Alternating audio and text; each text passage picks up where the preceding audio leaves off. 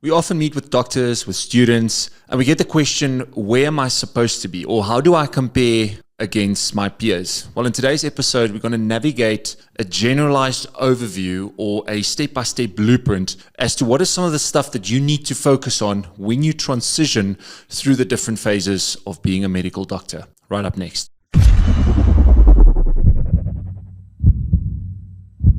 So firstly, as a student moving into your internship, I think it's important to focus on wealth management. You got to learn money. So this is also a time period where if I was you, I would spend a lot of time on reading up on money. Money is one of those things where people almost like avoid it, or they're ignorant when it gets to money. I would literally force my way into the books and make sure that I understand every single aspect of financial affairs. Remember, as a medical doctor, one day the goal is to potentially move into a senior MO position, maybe into a consultant position or into the private space. And making financial decisions would be crucial. This is also when you're going to start meeting with bankers, you're going to start registering your tax number and contributing towards the South African economy. And you also want to make sure that you partner with the right banking team. You're going to start learning about how it is to protect your lifestyle. Income protection will be very important. Making sure that you've got a hospital plan or an entry-level medical aid, obviously subject to your unique situation,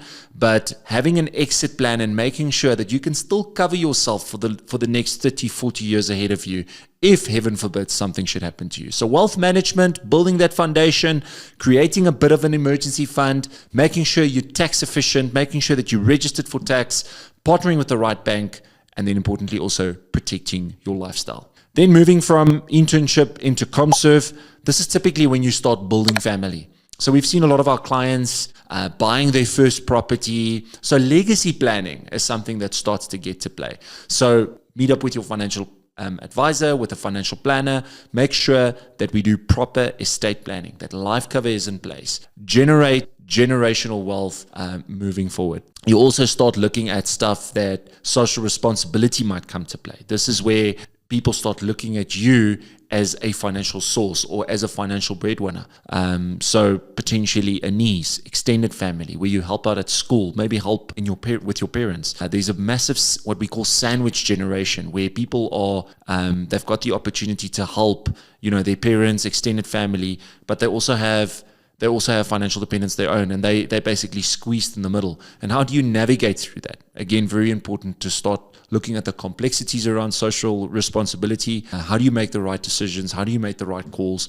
And this typically comes to play during internship, ComServe years. We also make sure that you bulk up your investments. Retirement planning, very, very important. We've seen a lot of interns delay retirement planning or sometimes delay investments. ComServe is a massive catch-up year for a lot of them. You start looking at long-term, 5 years to 10 years, pension planning, and making sure that you can retire effectively one day. Also very important is to make sure that you start setting up an emergency fund for unemployment.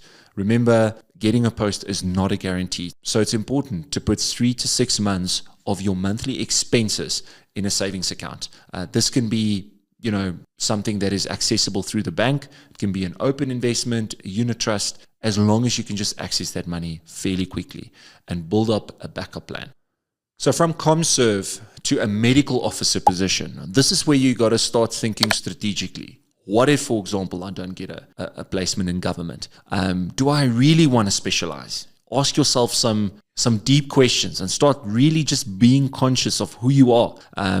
And start planning accordingly. We've seen a lot of people, they start doing, if you want to do anesthesia, they start doing a DA.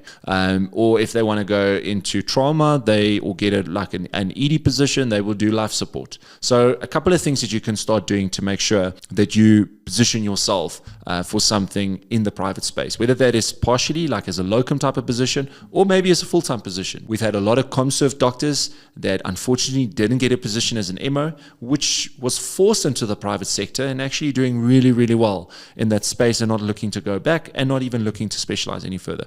So find out who you are, what is important to you in life, especially when we talk about what we call form, family, occupation, recreation, and money, and make sure that you make the right lifestyle decisions for you and for your family. This is also a time to what I call fix the leaks. You got to realign your portfolio, make sure that you set yourself up for where you want to be. Look at your investments, look at your long-term savings, look at income protection, look at your life cover. Does that still meet your needs? Also a time for you to create a LinkedIn profile. We've seen a lot of doctors that's absent from LinkedIn. Start focusing on that. Get a CV in place and make sure that if you get an interview, that you are sorted and ready to get the job. Then from a medical officer to your rich time, moving through your rich time, obviously it's evident that you're then going to specialize. So you got to start setting up an investment account for starting your practice or for buying equipment and making sure that you don't have to bond everything when you start. Also very, very important to start networking with some of the people that you might be working with. If you're studying to become an anesthetist, then start, rubbing shoulders with some of the consultants that's in the surgery space and that's doing some invasive clinical work. With that also said, start networking, go to events. SAMA's got a lot of events that they typically do. Use those opportunities to, engage and to work with other medical doctors and to build up a network of people that can help you transition easily into the private space. Also make sure that you get a mentor. Mentor is crucial because the mentor has already made the mistakes and then you don't have to make those same mistakes. And then someone that can actually just guide you, take your hand to make sure that you get to where you need to be. Keep it lean during these years. Protect yourself, protect your family, realign your investments, continue to reflect so that you can react. At the end of every year, when you meet with your financial advisor, make sure that you guys reflect over the last 3, 4, 5 years and also make sure that you can react accordingly. Then finally, in the private space, very important to continue to learn. Now, officially, you are seen as an entrepreneur. You've got the clinical part of things, but you also got the entrepreneurial and the business side of things. It's important to continue to network. This is also a time for you to figure out practice management, ideal practice management, read up on businesses. There's a great book that I would recommend for every entrepreneur out there. It's called E-Myth. E-Myth Revisited is something that's changed my personal life. It's changed our practice. It's something that I would recommend that you implement into your own practice. We've also done a great episode on practice management with Francois de Toy. I'm posting the link right down so that you can access that. Your lifestyle protection needs will change.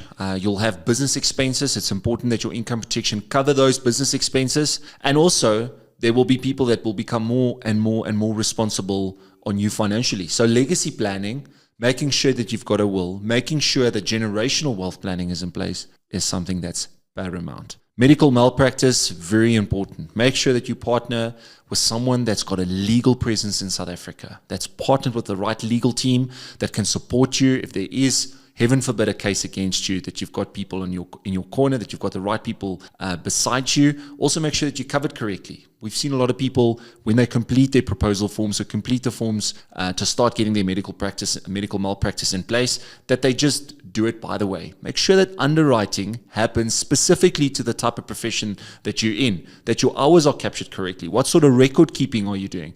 Are you efficiently covered when it gets to the right measures and the right procedures? Percentage-wise, how much time are you spending in government? How much time are you spending in private? And make sure that you get the cover for private and for the cover that you need in the government sector accordingly. Run your business in systems. Don't think your business is a product, your business is a system. So continue to optimize those systems. If you've got a receptionist experience, so someone getting into your practice, what does that system look like? Is that documented? If someone comes through to you into the office, what does that system look like? What is the record keeping? And how can you automate? How can you remove human error out of this process? So think systems, read up on systems, and make sure that you can implement the right measures to create a fluent, seamless process. Then lastly, also make sure you've got a succession plan in place. This is typically where you look at buy and sell type of insurance policies where one doctor would buy out the other doctor in a firm. This is also where you become a mentor to someone and you start making sure that they've got the right measures in place to successfully take over your business one day and to successfully look after your patients in your absence. If this is the first time that you are watching Money and Medicine, Money and Medicine is an educational platform exclusively for the medical profession. We've been doing this for many years. We help close to 1.5, by the time of this video, we help close to 1,500 medical doctors across South Africa, international clients. And our goal is simple.